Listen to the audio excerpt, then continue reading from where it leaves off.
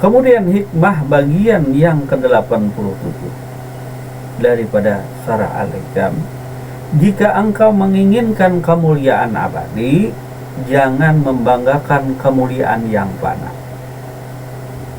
Jadi ada kemuliaan yang abadi, ada yang kemuliaan yang fana.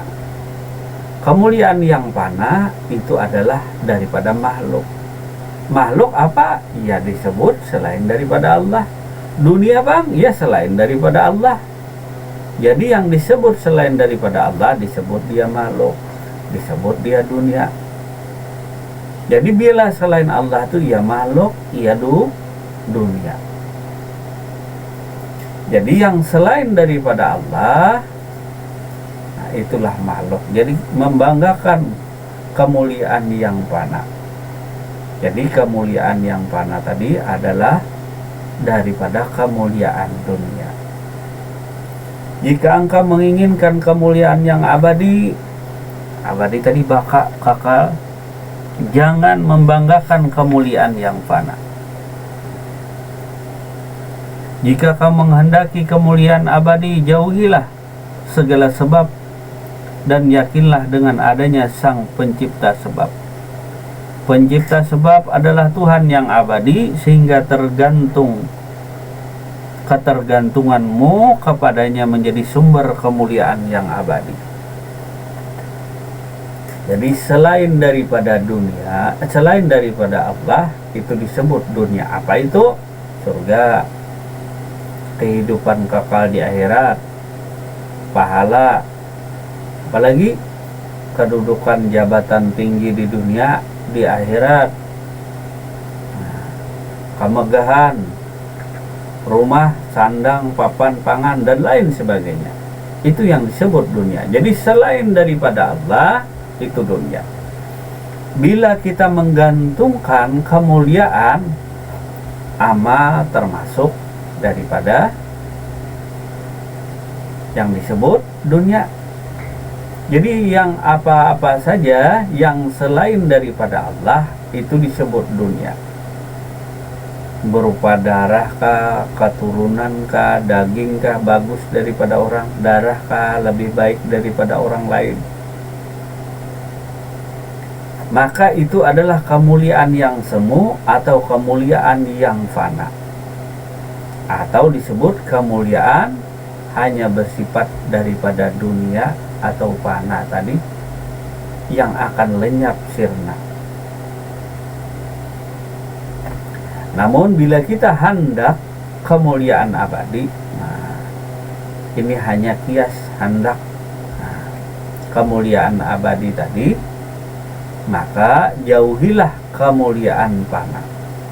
Artinya gantungkanlah segala sesuatu, kemuliaan apapun itu yang ada hanya kepada Tuhan aja digantungkan.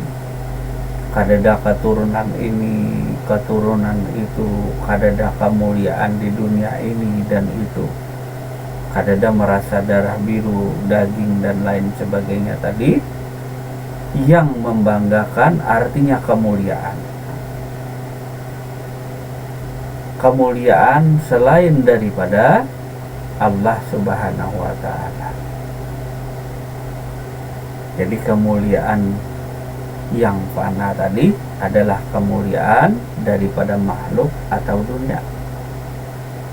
Jadi kalau engkau hendak mendapatkan kemuliaan abadi daripada Tuhan tadi, maka gantungkanlah segala sesuatu hanya kepada Tuhanmu.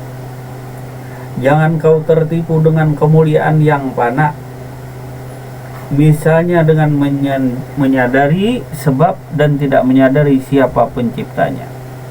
Karena sebab itu fana ketergantunganmu terhadap sebab sumber kemuliaan yang tidak abadi.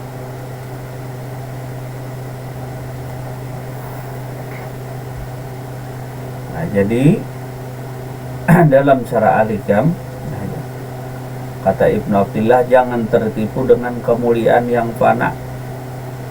Jadi kemuliaan yang fana adalah kemuliaan selain daripada Tuhanmu, seperti membanggakan diri, ya sifat ujub tadi, berbangga diri. Sifat ujub itu adalah sifat daripada iblis dan setan yang membanggakan daripada diri. Sebagus-bagusnya orang ujub ria beribadah itu tergolong daripada ibadah yang syirik atau mensekutukan Allah dengan segala sesuatu. Ujub tadi rasa berbangga diri. Nah, ada kebanggaan tersendiri, misalnya dapat melakukan amal ibadah, merasa diri kuasa, merasa diri lemah. Jadi kalau merasa diri lemah pun ujub, merasa diri lemah pun kada berdaya tadi, sama juga daripada ujub. Karena ada sama-sama memiliki. Jadi merasa diri lemah lalu berbangga diri. Sama saja sebenarnya ketika kita merasa kuasa. Merasa diri lemah pun aku lemah, kada berdaya. Itu pun termasuk ujub yang tersamar.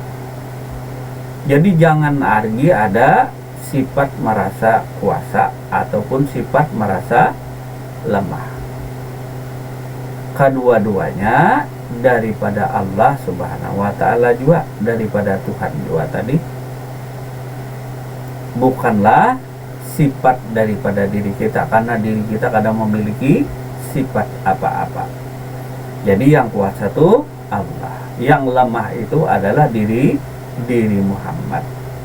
Dirimu hanya kenyataan sifat Allah, kenyataan sifat lemahnya diri Muhammad atau diri si hamba. Jadi antara Tuhan dan hamba ada siapa bijak? Nah, antara Tuhan dan hamba ada siapa tuh? Nah, kenyataan sifat Allah, kenyataan sifat si hamba. Itulah diri engkau. Jadi diri engkau tuh kenyataan sifat kuasanya Allah, kenyataan sifat lemahnya sifat si hamba. Maka tajalilah kepada diri daripada insan tadi, sifat kuasanya Tuhan, sifat lemahnya si hamba. Maka kepada diri si hamba itu, manakah itu wujud Tuhan, manakah itu wujud Allah, manakah itu wujud hamba. Bila ada wujud Allah, maka ada wujud hambanya. Tentu kita bisa membedakan. Bila nampak wujud Allah, bila ada wujud Allah nih, tentu ada wujud si makhluk yang menjadi pembedanya tadi. Nah, wujud Allah yang ada, sedangkan wujud makhluk itu tidak ada. Artinya wujud Allah itu yang mewujud, yang dapat ada bandanya, yang mewujud itu dasar ada. Sedangkan wujud hamba itu tiada, tangkap aja kalau wujud hamba bisa ditangkap. Nah, bisa kan nangkap wujud hamba. Nah, begitu pula sifat Tuhan tadi. Sifat Tuhan tajali kepada yang mewujud, seperti sifat kuasa tajali kepada wujudnya. Maka nampak si kuasa. Sedangkan wujud si hamba, adakah kuasanya? Nah, adakah bijak kuasanya? Nah, kalau wujud si hamba itu kuasa, nah, bisa perang tadi antara wujud si hamba dengan wujud si Tuhan, karena wujud si hamba kuasa juga. Nah, kajinya nih kepada diri. Nah, bila paham ya beruntung tadi, ya apa untung. Nah, ada untung. Jadi ada wujud Allah. Nah, dari adanya wujud Allah lalu tercipta wujud si hamba. Dari sifat kuasanya Allah nampak kepadamu wujud tadi. Nah, dari kuasa ini wujud. Nah, dari wujud sini nampak sifat kodrat dari kuasa, nampak di sini. Sedangkan si hamba itu terbit wujudnya dan kuasanya daripada wujud Allah tadi. Bila wujud Allah, ada juga wujud si hamba. Bila wujud si Allah nih nampak sifat kudrat, misalnya mengangkat tangan, maka si hamba tadi dengan wujud kenyataan daripada wujudnya Allah, dia ngangkat juga. Nah, jadi sifat hamba itu sifatnya sedia. Sifatnya sedia daripada sifat si Tuhan tadi. Bisalah membedakan. Nah, maka kata Rasulullah Sallallahu Alaihi Wasallam, akukah hamba, akukah Tuhan. Nah, dalam penyaksian, kalau aku nih Tuhan, mana hambaku? Kalau aku hamba, mana Tuhanku? Secara sederhana saja, kalau ada wujud si hamba, kalau ini diri kita dinyatakan wujud Allah, mana wujud si hamba? Kalau kita nih wujud si hamba, mana wujud Tuhan? Kalau aku nih lemah, mana yang kuasa? Kalau ini yang kuasa, mana yang lemah? Harus bisa membedakan. Tadi jangan hanya mendengar, tapi benar-benar melihat, menyaksikan. Oh, ini es batu, oh ini air. Bisa kalau membedakan, ini air, ini es batu. Tangan kedua contoh misal. Nah, kedua-duanya tak ada bendanya, baik es maupun air.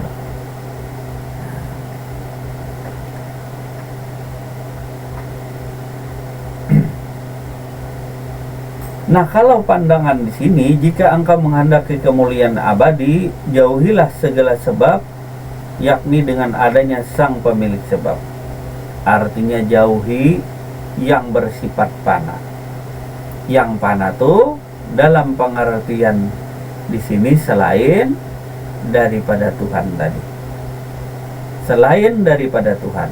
Nah, selain daripada Allah.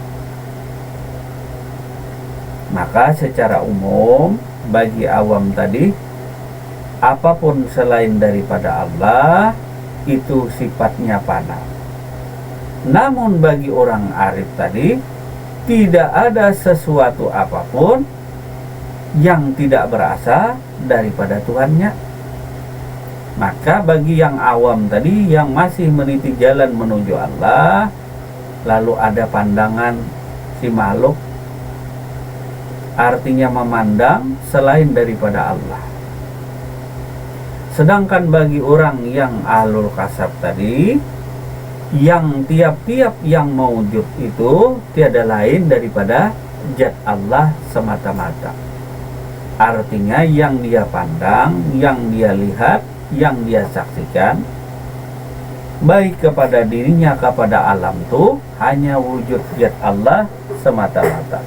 Sehingga tidak ada wujud majazi, wujud bayangan atau majas yang dia lihat, tetapi pada hakikatnya hanya semata-mata daripada wujud zat Allah Subhanahu wa ta'ala.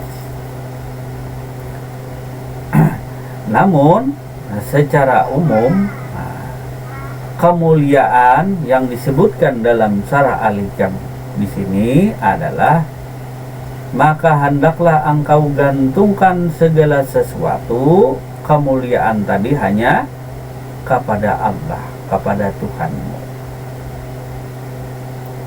Dan jangan pernah engkau menggantungkan sesuatu kepada yang fana atau si makhluk atau dunia. Jadi gantungkanlah segala sesuatu kepadaku, kata Tuhan, karena tidak ada Tuhan selain aku, kata Tuhan. Maka gantungkanlah segala sesuatu hanya kepadaku. Jangan bergantung kepada selain aku. Apa-apa saja itu selain daripada aku sifatnya adalah fana. Yang baka, yang kekal abadi hanyalah aku tadi. Nah, aku aja Tuhan.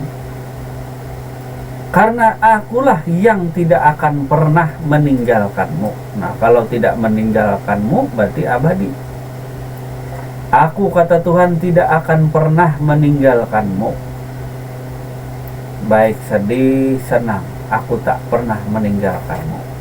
Kalau kita menggantungkan kemuliaan kepada si panah, kepada si makhluk, kawan-kawan kita yang banyak bisa meninggalkan kita. Nah, kalau di dunia katanya tidak meninggalkan, masuk liang kubur, masuk liang lahat, adakah yang menemani? Tentu yang menemani tadi adalah aku, jar Tuhan. Engkau sedih, senang, sakit gigi aja. Nah, kalau kadada Tuhan sakitnya luar biasa. Kalau kadada aku tadi, siapa yang mengobati? Kawanmu jauh di sana, yang kau banggakan, yang kau muliakan. Aku dekat dengan dirimu, tapi aku yang dekat ini engkau tinggalkan. Aku yang dekat dengan dirimu engkau lupakan. Engkau mencari selain daripada aku, mencari kemuliaan selain daripada aku. Nah, mencari kemuliaan selain daripada aku. Jadi tidak ada kemuliaan yang abadi selain daripada aku. Nah, karena aku tadi yang selalu menemanimu, baik engkau sedih, senang, di dunia dan di akhirat, aku tak pernah meninggalkanmu. Di Syarah Al-Hikam tidak ada disebutkan apa itu kemuliaan yang kekal abadi itu apa. Nah, kalau Tuhan itu pangkatnya, nah, Tuhan itu pangkatnya. Nah, lalu katanya Allah itu namanya. Nah, lalu hamba itu kenyataan, atau si Muhammad itu kenyataannya tadi.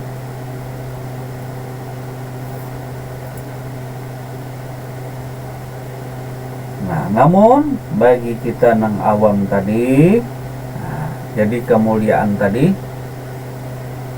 digantungkan kepada selain daripada Allah. Nah, ini kemuliaan kita gantungkan tadi kepada si panah. Yang panah tadi apa? Darah bisa hilang, ya kan? Darah bisa kering juga. Nah, daging bisa busuk. Kalau kita membanggakan, ya aku darah biru, aku, nah, keturunan ini daging, darah dan daging tadi bisa rusak, bisa busuk tadi. Nah, yang mulia itu hanya daripada Allah Subhanahu wa Ta'ala tadi. Maka jika engkau kenakan kemuliaan yang kekal abadi tadi, maka engkau kenakanlah kemuliaan daripada Allah. Jadi menggantungkan segala sesuatu, menggantungkan tuh yang maujud, yang engkau isbatkan kepada diri itu hanya wujud Allah.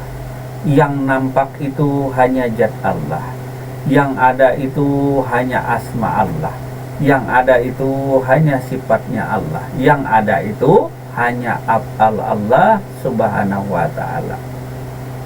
Ini yang diisbatkan di diri tadi. Lalu engkau nafikan segala selain daripada zat Allah, sifat Allah, asma Allah kepada diri ini. Dinafikan tuh disingkirkan, nah, dihilangkan tadi. Nah, kalau panah itu lenyap, nah, dilenyapkan sirna. Nah, lenyap sirna segala keburukan. Jadi yang namanya panah itu hilangnya akhlak buruk, hilangnya sikap perilaku tercela. Maka engkau akan mendapatkan yang namanya baka. Yang namanya baka itu terbitnya sifat mulia. Sifat mulia apa? Yang ada tuh hanya daripada Allah saja. Maka panah itu disebut adalah hilangnya segala akhlak tercela. Akhlak tercela apa? Yang paling besar tercela adalah syirik. Jadi bila kita membanggakan selain daripada Allah, mencintai selain daripada Allah ditanam di diri, inilah sifat tercela tadi. Jadi kemuliaannya pun adalah kemuliaan yang disebut fana, kemuliaan yang tercela di hadapan Tuhan. Tapi bagi manusia mungkin kemuliaan inilah yang kita cari. Jadi kemuliaan di sisi manusia tadi yaitu sifat daripada sifat kepanaan tadi. Kepana tadi apa? Ya selain daripada Allah, dunia atau makhluk. Mungkin ini yang kita tuju. Nah, karena pencapaian hidup di dunia mungkin banyak pujian, banyak sanjungan daripada dunia ataupun makhluk. Mungkin itu yang lebih kita cintai tadi. Nah, kalau pujian Tuhan, Tuhan kada nampak. Nah, tidak ada sorak-sorainya, tidak ada pujiannya, tidak ada like-nya kan, ya kah Bang Sarip? Nah, kalau manusia mungkin ada like-nya. Kalau Tuhan kadang nampak like-nya tadi. Maka kadang-kadang kita awam tadi tertuju kepada kemuliaan yang fana, kemuliaan daripada dunia. Jadi bila kita hendak mulia, kemuliaan yang abadi, maka buanglah sifat-sifat tercela kepada diri, yaitu mensekutukan Allah dengan segala sesuatu. Buang sifat-sifat tercela tadi. Maka kemuliaan yang abadi yang engkau dapat, kemuliaan yang abadi tadi adalah daripada Tuhanmu, yaitu daripada Allah Subhanahu wa ta'ala. Apabila kau merasa mulia karena Allah, kemuliaanmu akan abadi dan tak seorang pun akan menghinakanmu.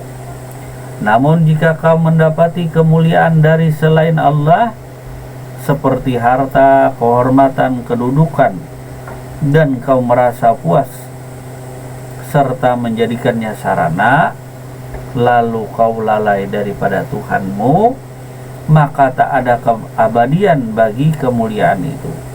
Tak ada kemuliaan pada sesuatu yang kau banggakan selain daripada Tuhanmu.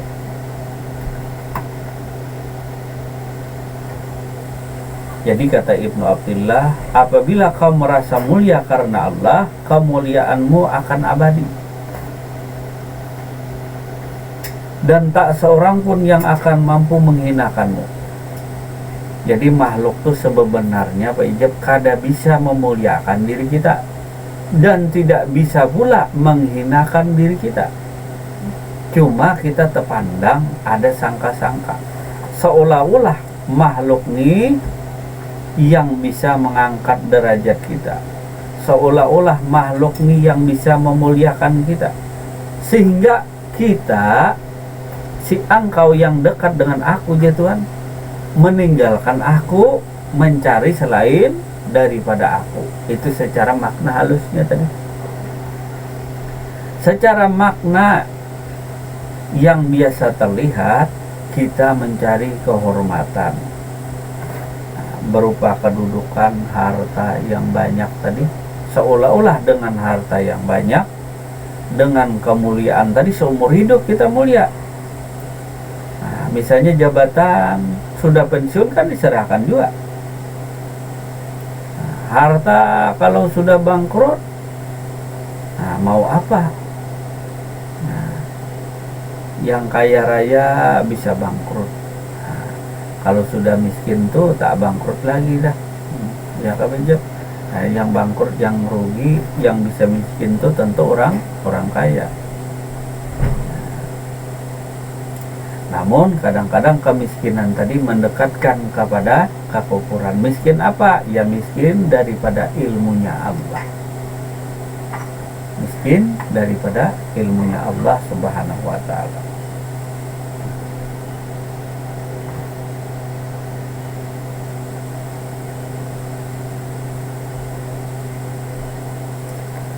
Oleh sebab itu, ketika seorang arif mendengar suara orang yang menangis, ia bertanya kepadanya, "Ada apa denganmu?"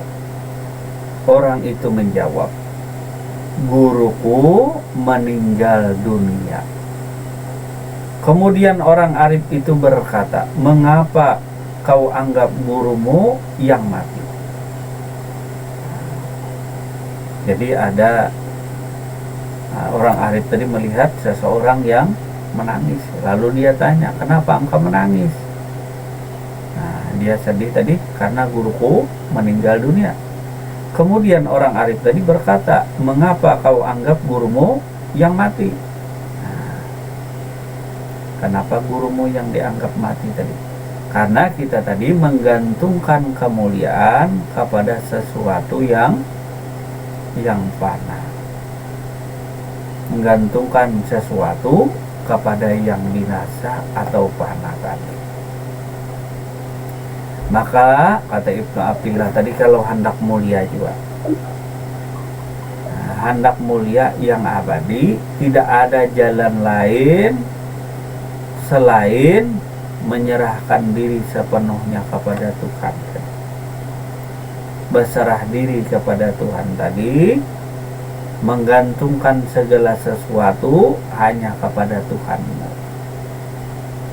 Buanglah sifat-sifat tercela kepada diri. Sifat-sifat tercela tadi apa? Ya berbangga diri, ya ujub riya, ya sum'ah, memperdengarkan segala sesuatu kepada orang lain, memperlihatkan sesuatu atau memperlihatkan amal ibadah kepada orang lain, atau beramal ibadah mengharap selain daripada Tuhan, atau beramal ibadah takut dikatakan tidak orang soleh.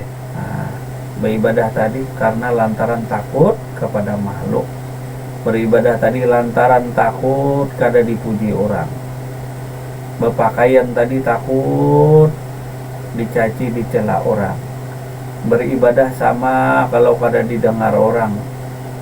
Nah, kalau bisa dicaci dicela orang, beribadah tadi kalau kada rajin, nah, kada banyak amal yang diterima.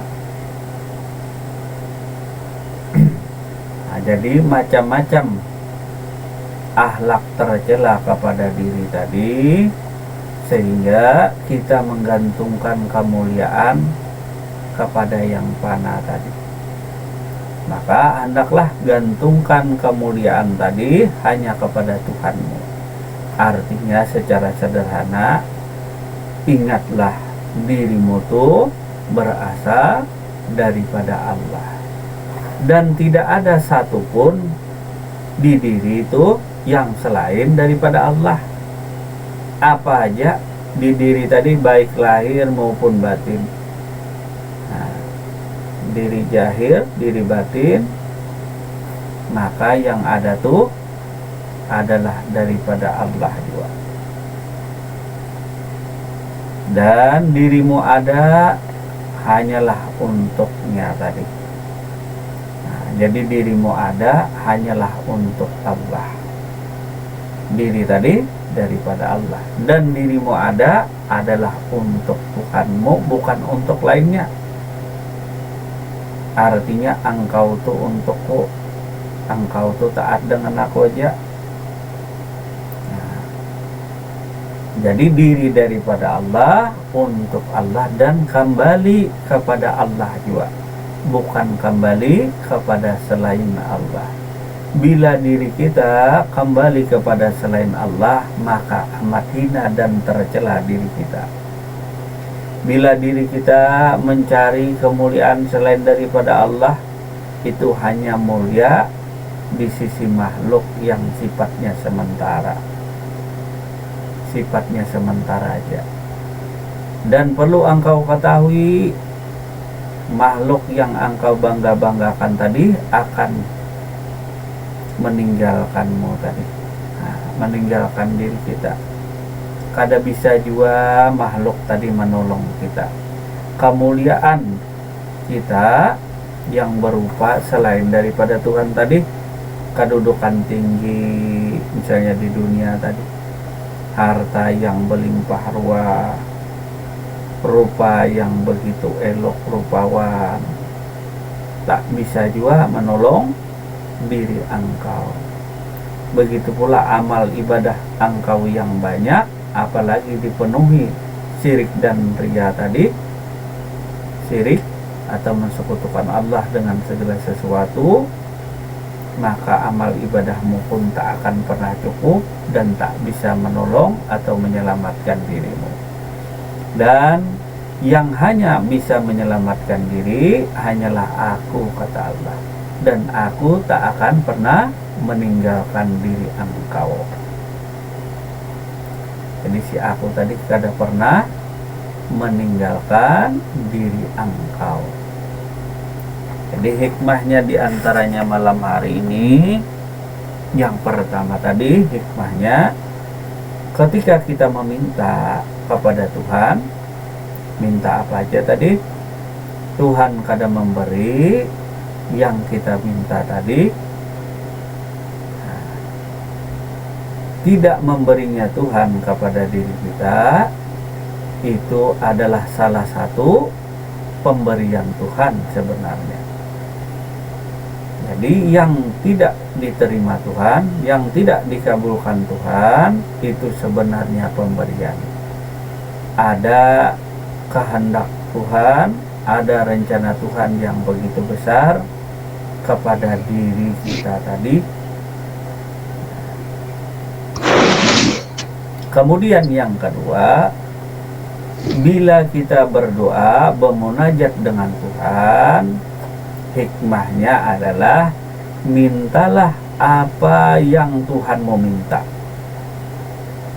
Jadi hikmah yang kedua, mintalah apa yang Tuhan mau minta ketika engkau bermunajat. Kemudian hikmah yang ketiga, jika kita menginginkan kemuliaan yang abadi, maka nafikanlah, panakanlah segala membanggakan kemuliaan yang fana. Jadi buang kebanggaan kita selain daripada Allah. Apa aja itu?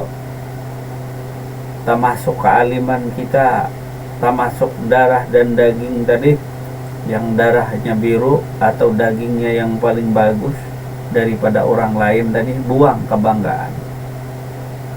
Keturunan ini dan itu buang.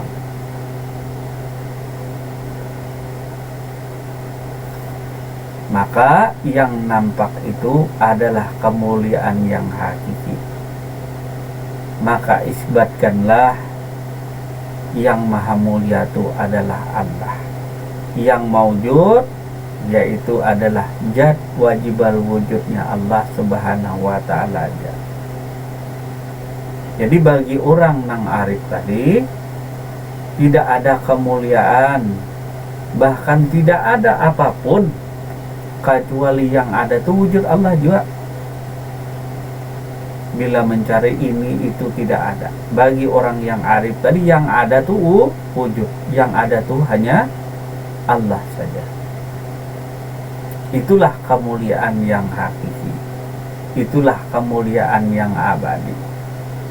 Boleh jadi hidup di dunia tadi, di sisi manusia engkau kada banyak dipuji, kada banyak dikenal orang, tapi Tuhan memuliakan engkau karena engkau memuliakannya. Tapi bila engkau lebih memuliakan kemuliaan atau membanggakan kemuliaan yang fana tadi, maka di sisi makhluk saja engkau mulia tadi, tapi di hadapan Tuhan kau amat tercela, karena kita mensekutukan Tuhan dengan segala sesuatu, termasuk membanggakan selain daripada Allah. Jadi hikmahnya, apa saja yang kita banggakan selain daripada Allah itu sifatnya fana, artinya sifatnya binasa, sifatnya sementara. Sedangkan bila engkau memuliakan semata-mata hanya Allah, maka itulah kemuliaan yang abadi atau kemuliaan yang bakal. Maka caranya tadi, nafikanlah segala selain daripada akhlak budi pekerti mulia. Akhlak budi pekerti mulia apa? Hilangkanlah sifat-sifat tercela. Sifat tercela apa? Yaitu syirik. Buanglah kesyirikan daripada diri tadi. Nah, buang kesyirikan, mensekutukan Allah dengan segala sesuatu, dengan apapun itu. Nah, jadi selain daripada Allah, lalu kata Tuhan, selain daripada aku tunah, nah, adalah kemuliaan yang fana. Maka gantungkanlah segala sesuatu hanya kepadaku. Apapun itu tadi, nafikan tadi, maka isbatkanlah, gantungkanlah segala sesuatu yang maujud, yang ada itu hanyalah aku jua tadi, daripada aku jua jar Tuhan. Nah, jadi hikmah malam hari ini bisa diambil daripada cara al-hikam pengajian kita malam hari ini. Di antaranya bermunajat dengan Tuhan tadi. Apa yang kita pinta, itu yang Tuhan pinta. Yang kedua, bila kita bermunajat, meminta dengan Tuhan, Tuhan kadang mengabul, itulah jua pemberian daripada Tuhan. Yang terakhir, jangan lupa kemuliaan yang hakiki, kemuliaan yang abadi. Jika engkau menginginkannya, maka janganlah membanggakan kemuliaan yang fana. Kiranya pengajian kita cukupkan dulu sampai di sini. Terima kasih atas segala perhatian, dan mohon maaf bila terdapat kesalahan dan kehilapan dalam penyampaian pengajian malam hari ini.